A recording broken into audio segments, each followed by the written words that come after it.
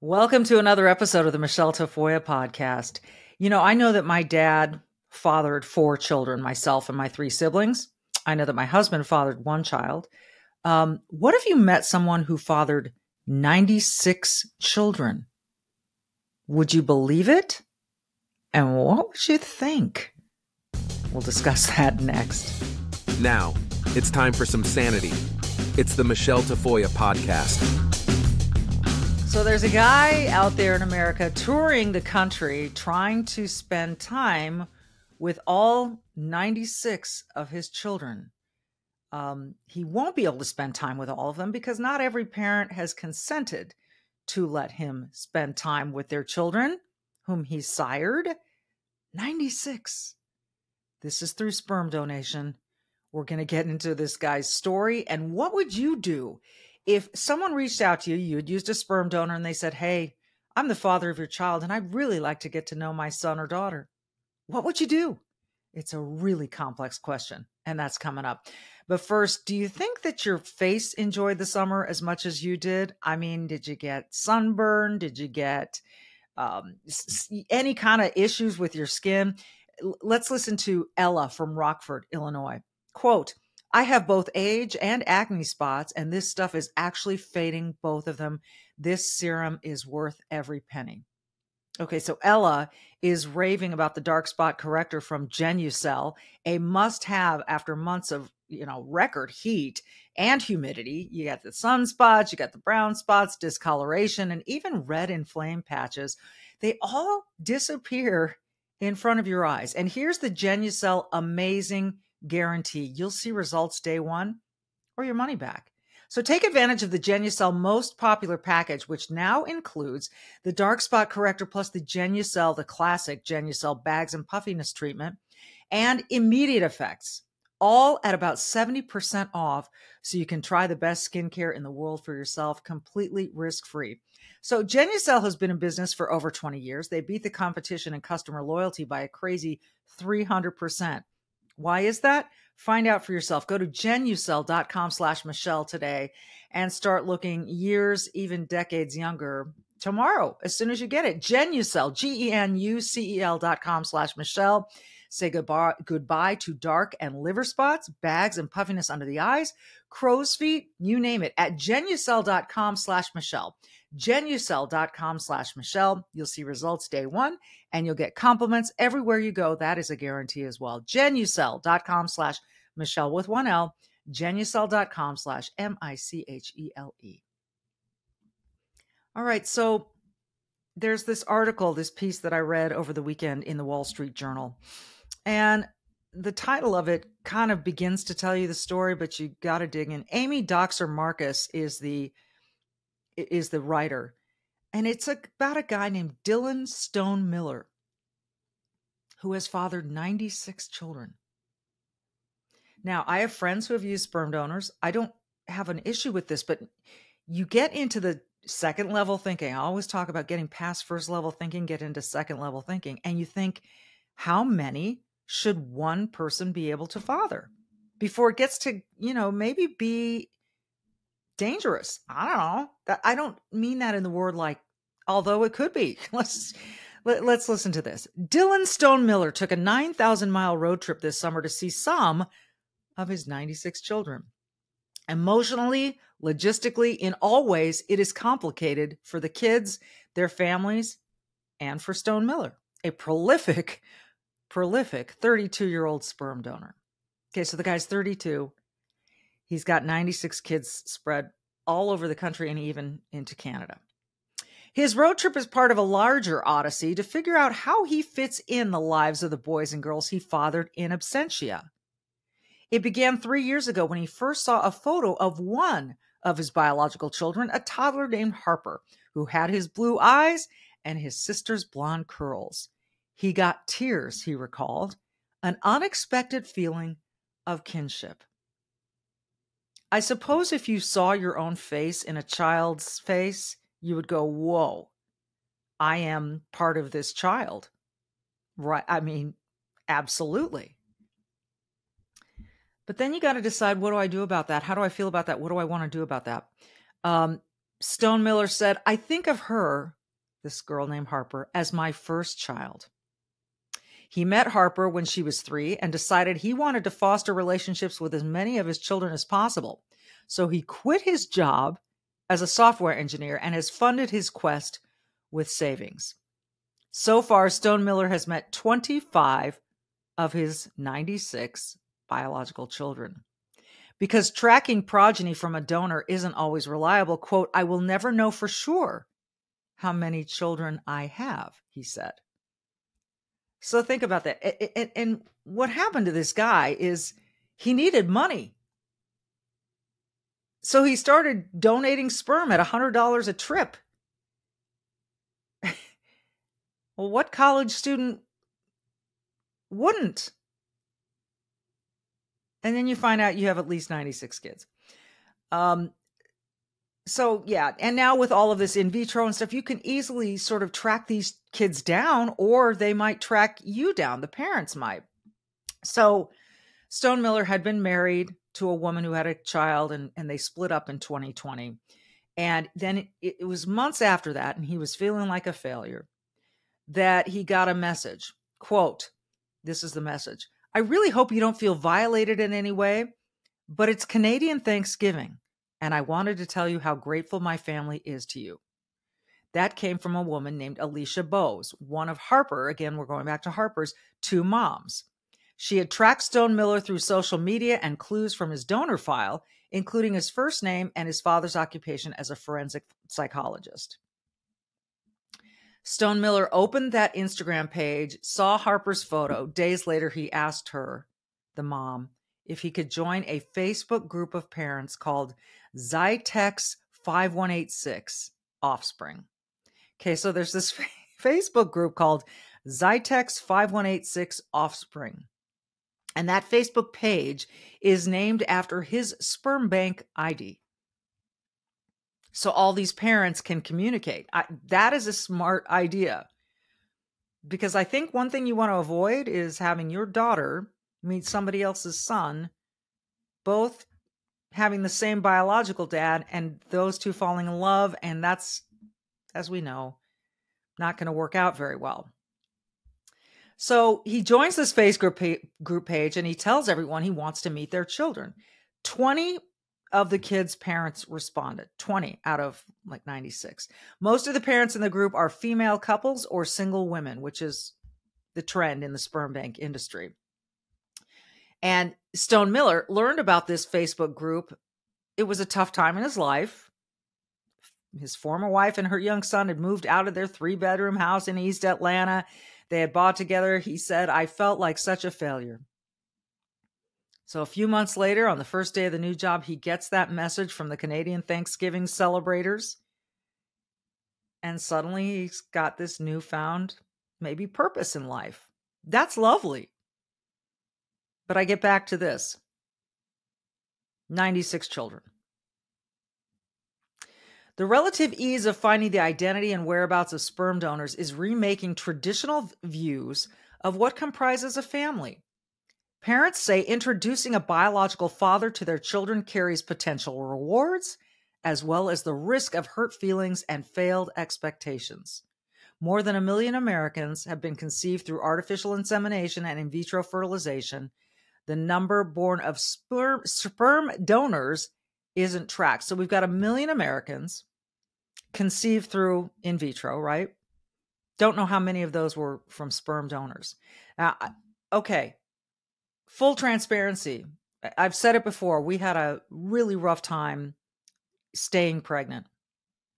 And so we got to the point where we considered donor eggs. And I have good friends who have used both sperm donors, donor eggs, and we were going to seek out a donor. And what you do is you generally try to screen someone who kind of looks like you and, you know, has the characteristics that you want. And a counselor helps you through this.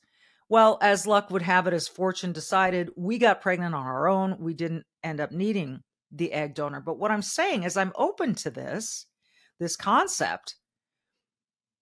I'm just wondering, should we put a limit on the number of children that both egg donors and sperm donors provide? And this guy's got 96 kids. So I don't know how I feel about it. I'm curious as to how you're hearing this too. Sperm donation, long shrouded in secrecy, had already changed by the time Stone Miller began.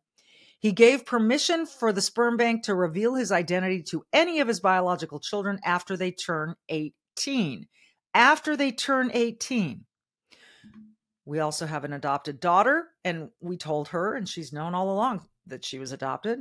And we have told her, when you're 18, if you decide you want to meet your biological mom, we will do everything we can to track her down, as well as your biological father. We'll help you with that.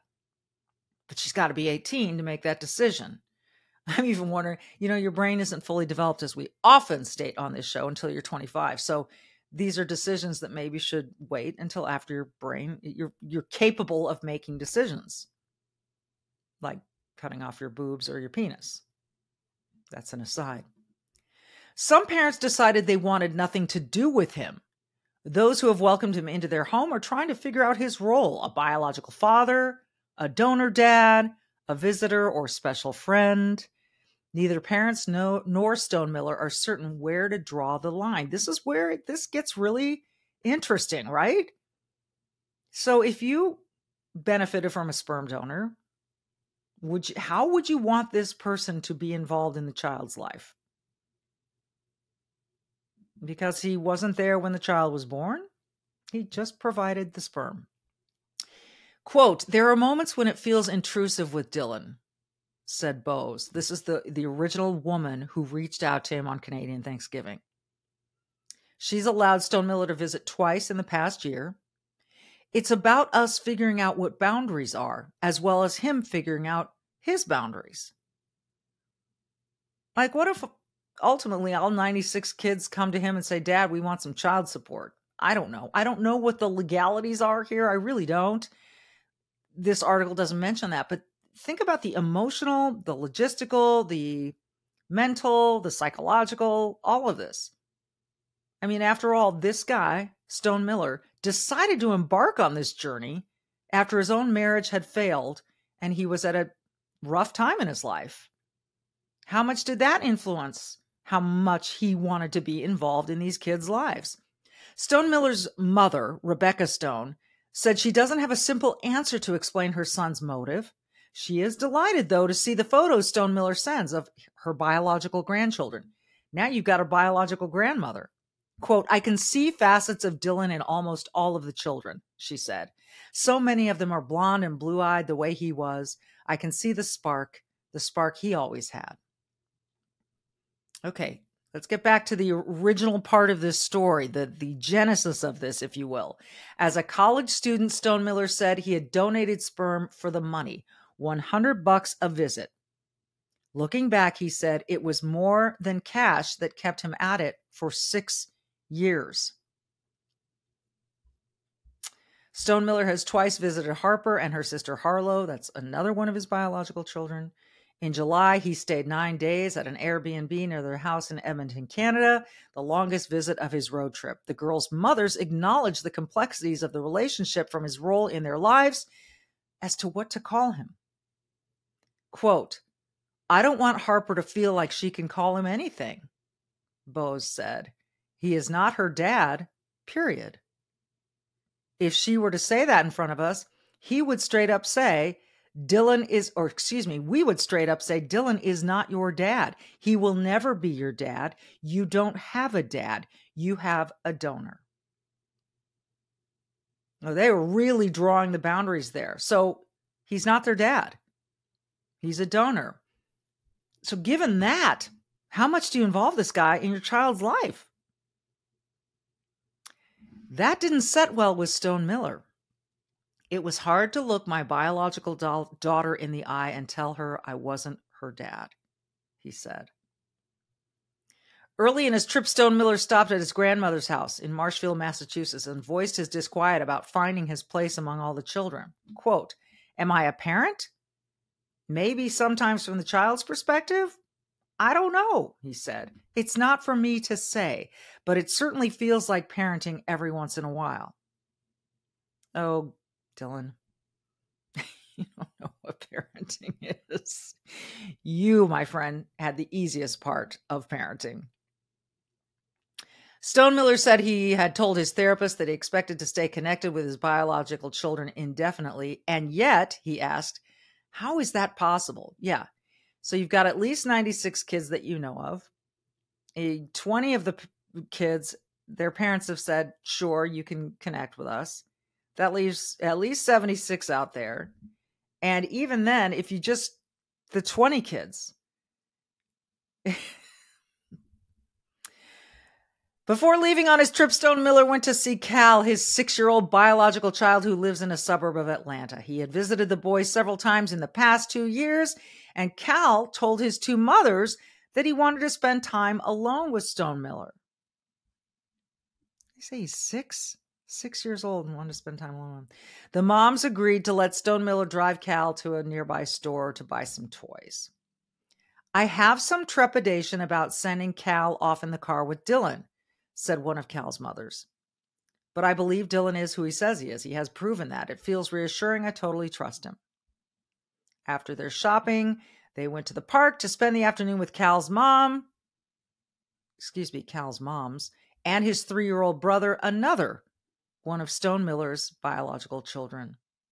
When it was time to leave, Cal was sad, and so was Stone Miller.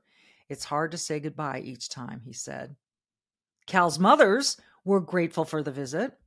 Quote, where we live, there is no family like ours, Harris said. So when a kid says, you don't have a dad, Cal can say, I do have a biological dad. I have a donor dad. I see him. He's part of my life. I mean, yeah, he sure can say that. But that's I don't know. I'm not here to judge. I'm here to think about this and get a little bit deeper into the thought of this and the reality of this. Okay. 2 days later on May 26th, Stone Miller ate a pile of banana pancakes and at 9 a.m. left Atlanta in a Toyota RAV4 packed with clothes for hot and cold weather, camping gear, frisbees, and children's books, including Harold and the Purple Crayon. He reached his most distant point, Vancouver, at the end of July, and he expects to return home by September. Stone Miller made an early stop in eastern Connecticut to see 5-year-old Mac, and I can't pronounce the last name, who was waiting expectantly. The moment he woke up, he said, is Dylan coming? Said one of Mac's 2 mothers. It was Stone Miller's 3rd visit. During their time together, Mac got in the pool to show off his swimming. And Stone Miller pushed Mac on the backyard swing set, and when Mac began to slide and climb the ladder, Stone Miller called out a warning to Mac's mothers about nearby plants. Is that poison oak? He asked. I don't want him to touch that if it's poison oak. So this is just, are you picturing this at all? A little boy is saying, is Dylan coming today? Is my biological father donor guy coming to visit me?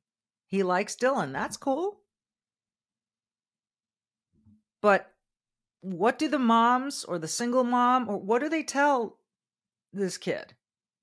And what does the kid understand about donor sperm at the age of 6? Stone Miller's parents divorced when he was 14. He and his sister, who's 4 years younger, spent 6 out of every 14 days with their father and the rest with their mother. When he was 19, Stone Miller said a woman he dated told him she was pregnant. She had planned to have the baby, but changed her mind. Quote, I had started to make the mental shift toward becoming a father, he said. I had a vision in my mind about what that might look like to have brought life into the world. And then she decided not to have the baby, and he said that left him with a lingering feeling of loss. 9 months later, coincidentally, 9 months, Stone Miller, who was studying psychology at Georgia State University, was arrested for underage drinking. His parents told him he had to pay for a lawyer. A roommate told him about the money he was making as a donor at the sperm bank Zytex. The opportunity came during a, quote, perfect storm of financial need and personal events, he said. Zytex said it monitors the reported geographic distribution of children born from a common donor in line with industry guidelines. Stone Miller collected seashells from a beach in Costa Rica where his father, now remarried, lives. And when he visits his biological children, he asks them to choose one as a gift. He said he tries to be fair about splitting his time with the children. He keeps a spreadsheet for their names, ages, birthdays, and when he last saw or spoke to them. Stone Miller's planned to see 14 of his kids on his road trip, setting aside the longest amount of time for Harper and Harlow. He arrived to see the girls on July 10th, stayed nearby, babysat them, affording their mothers a night out. Stone Miller said he made ravioli one night. Harper didn't like it, so he fixed her toast and eggs. Read the girls' bedtime stories, helped them brush their teeth. During the visit, he took Harper to the mall, and at the food court, a passerby told her, "That's one good dad," Stone Miller recalled. It was an awkward moment. "We look alike," he said. "With the type of intimacy Harper and I share, it was easy for people to say, this is a father-daughter relationship." Harper, however, calls him Donor Dylan. I would imagine that's the nickname that the moms have set for them. Harper and Harlow had an older brother, Huxley, who died 3 days after his birth. To commemorate Huxley, his mother's got matching tattoos of Benedict the Bunny, a stuffed toy, sitting atop the moon, 3 stars for the number of days the baby lived, and his name.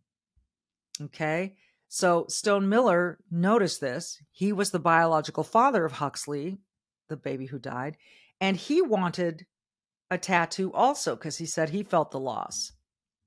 So he took a photograph of the tattoo and asked the mothers whether they minded if he got one like theirs. And one of the moms said, yeah, that's fine. But later that night, the moms talked it over.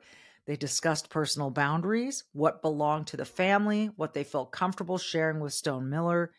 They have a role as parents, and he has a smaller role as a donor. Huxley's memory was theirs, they decided. It felt like he was pushing too much, Alicia Bose said. No one could understand the grief of losing your child. This felt like our personal space, something very close to our hearts. So the next day they sent him an Instagram message saying, you know what, we're not comfortable with this. And he acknowledges, yeah, I get it. I didn't go through the loss the same way they did. Bose says she has come to better understand Stone Miller and that she can imagine the powerful tug he feels toward the boys and girls who look like him and want his time and attention.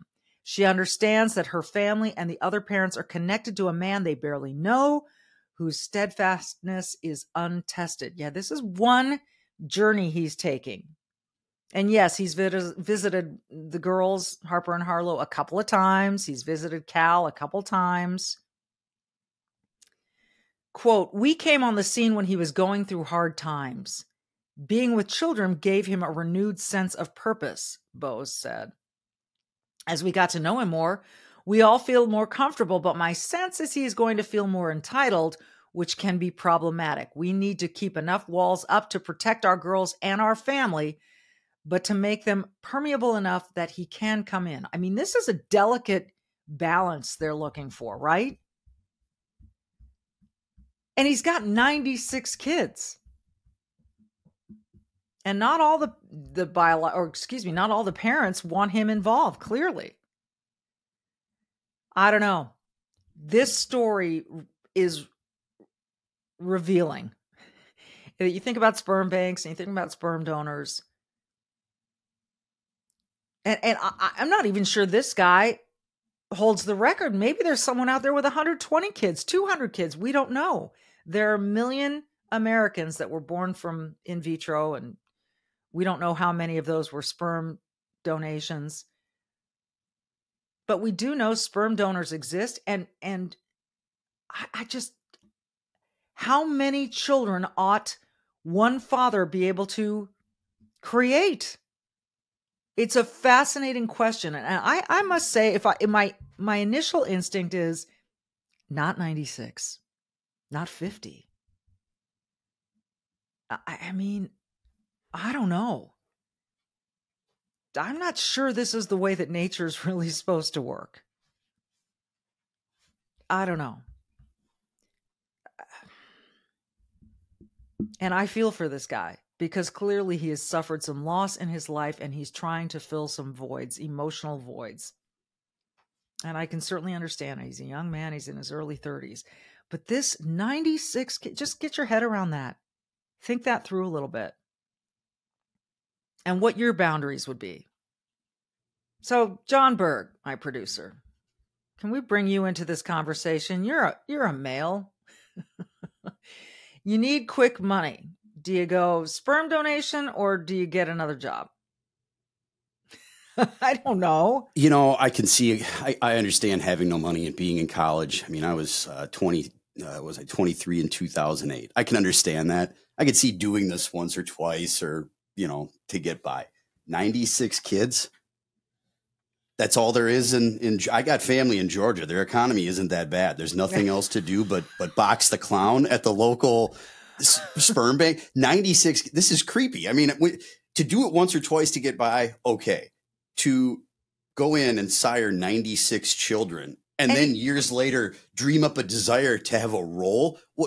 What role is he? What are they talking about? What the hell kind of he donated in a cup and gave it away. That's the end of it. He had the easiest role in parenting that there is, right? I would be flaming pissed off if I were some of these parents at this company that, I mean, I guess they must have known this was the deal when they did it. I don't know. But all of a sudden I get a call from some guy who did this 96 times. I'd be like, what is wrong with you people? This is a clear violation. They're talking about boundaries. These people are way too nice. There already were boundaries and you're way overcrossing them, Dylan. I mean, I would slam the phone down and I'd be on the phone to that clinic. Like, what are you doing? So what do you think then? I mean, clearly this one family, the family of Harper and Huxley and Harlow, reached out on Canadian Thanksgiving and said, we're thankful for you. I hope you don't feel like we're imposing. Now, they send a picture and he goes, whoa. So imagine John Berg, try to get in his shoes for that moment. And you're seeing a picture of a small child that looks a whole lot like you. And you think to yourself, maybe I want to meet this kid. That kid having a stable upbringing where he doesn't have to think about his actual father in a cup. You mentioned that these kids call him as their donor Dylan or whatever. Yeah. I mean, that would have got you ridiculed in school. I mean, I'm sorry, but that's just setting oh, he's my donor dad. I mean, like that's going to settle the mockery. And that's just the way kids are. I'm sorry, to act as though you can somehow make that less difficult for a kid. And if they reach out to him, I don't know, maybe we're dealing with two sets of people with issues here. I don't understand why they would do that. It is well, they're in Canada. I wouldn't say it's a free country, but you know, people are free to do that. I understand. But like you said, there's 96 kids and what, 20 parents got reached back. Parents of 20, I mean, 76 people said, yeah, no thanks. Yeah. No, thank you. And I understand there might be those 20 would be open to a relationship. They are free to do that. Every alarm bell there is would be ringing in my head with this guy getting in touch with me. That's true. That's true. I mean, even, you know what, John, there are situations in the adoption world that we consider before adopting our daughter. You can have an open adoption, which means that the birth mom can have some access to the child. And we were not down with that. Now, some people do that and they call the mom their special friend or whatever. I feel it's like you're introducing this other person into the child. You got to look at this from the child's perspective, don't you? Exactly. And yes. say, is confusing to the child? What does donor Dylan mean? What does that mean? I'm 6. I don't know what sperm is most likely at that point, you know? So what does it mean? It introduces a lot of adult topics to a very young child who really at that age, I mean, I think it's in the best kid's interest to just provide a stable upbringing where there aren't too many, you know, questions like that, you know, existential questions about the family and what it is and what it isn't. Now, these people, it sounds like they're already living somewhat of an alternative lifestyle. Well, right. You know, it's in theory a free world, a free country, and they're in Canada, but you know, what are you going to regulate people's relationships between each other? That you can't do that. So I can totally understand there'd be a couple or two out there who would be open to this. I would not be in that group. And I would tell those people, be careful. Who knows what kind of guy this is? You know? Well, that's the other thing. You know, the ones that it said, okay, you can take him off. You can take the little boy off shopping by himself. That's probably a boundary I wouldn't have crossed. I never would have done that. No way. Setting your child off with the donor dad. to go shopping. Now, we don't know this guy, Dylan. We don't know him. We don't know how he presents himself to people, and people maybe have found him to be very trustworthy. But I agree with you. There are too many alarm bells.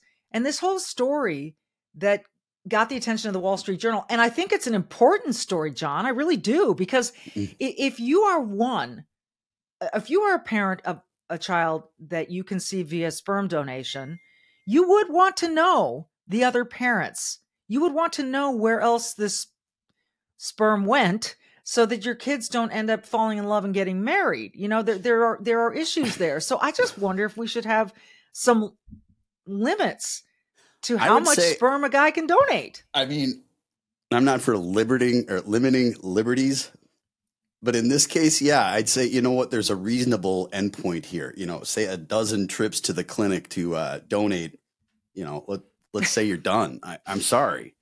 6 years. How many other guys are there out there doing this too for college money who don't want to go get a job stocking shelves or don't want to do what? I mean, is that really the group that we want to be proliferating? I don't know. I mean, I don't know. Lazy college students. I would be embarrassed to go do that for a living as a college student. I'd be ashamed of it. And then I'd be ashamed of it after the fact to go, oh, I have 96 kids, and to go look them all. I mean, that the whole would be thing weird, would be, wouldn't it? I would never have the stones to do that.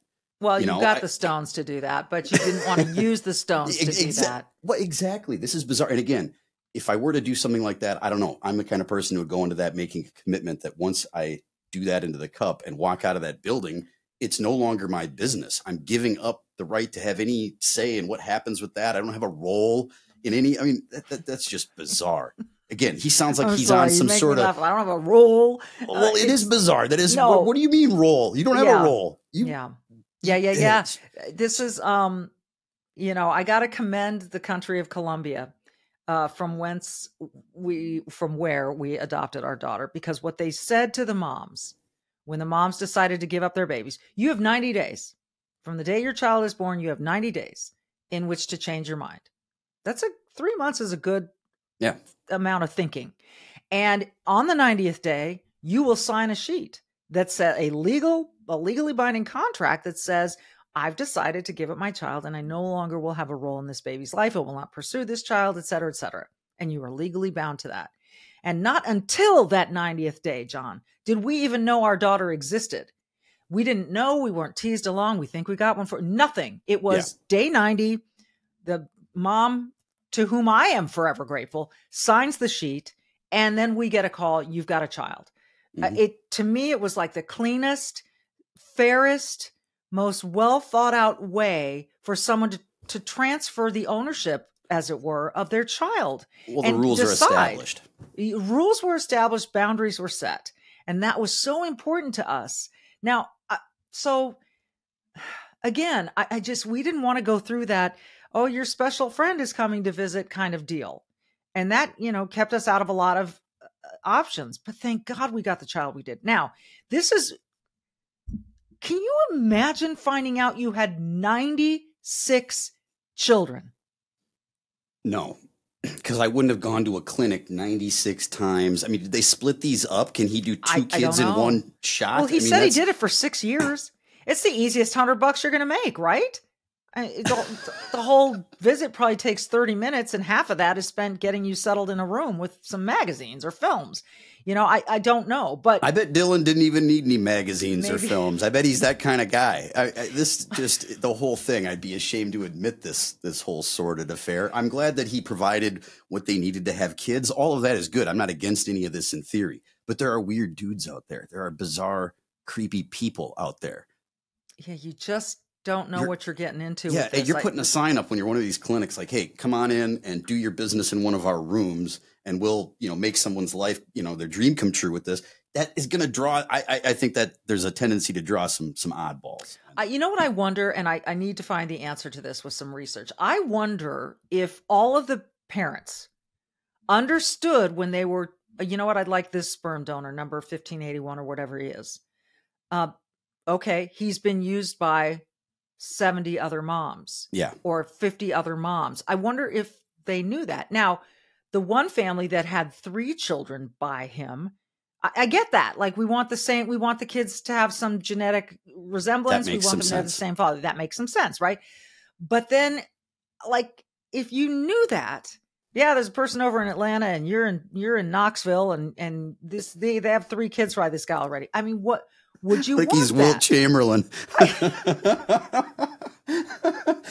or Genghis Khan or something. There's whole communities of his offspring out there eventually. The whole thing is weird. It's bizarre. If I was the clerk in the clinic, I'd be like, Dylan, back again, huh? Yeah, Dylan. I think we've had enough of you, Dylan. Time to give it up. Exactly. Like, I'd wonder if I had a chronic, whatter, like someone who just got off on the whole process, And again, once he's done with it and puts it away, okay, well, 96 kids out there are going to be born.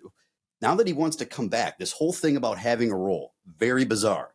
Like you said, he's filling a void. Well, the kids aren't really his to fill a void with. No. Last thing I'll say on this is I do have some personal experience in this. My mother was adopted, and she had a wonderful family that she was brought up, and they told her that she was adopted. She understood that, but her mother never came in and did anything like this. It took until her own parents passed away for her to go find her family. And when it happens like that, I can totally understand. When a child has questions about the curiosity, I can understand in a young person or an older person who's just simply never met their biological parent.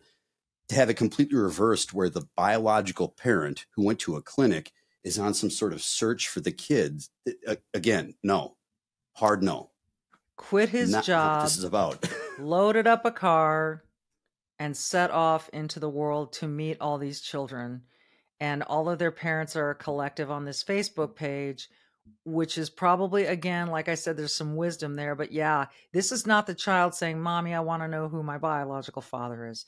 This is the biological father saying, I want to meet my 96 kids, or at least as many of them as I can. And that is, we've got to have ethics and morals in all of this new biological reality that we live in, this new world of how you build a family, and I'm right there with you. I delved into all of it, and you do become, when you want to have a baby, man, you want to have a baby. And I get all of that, but I do think this raises a lot of questions. John, thanks for your unvarnished opinions as always. Anytime, Michelle. All right. There you go.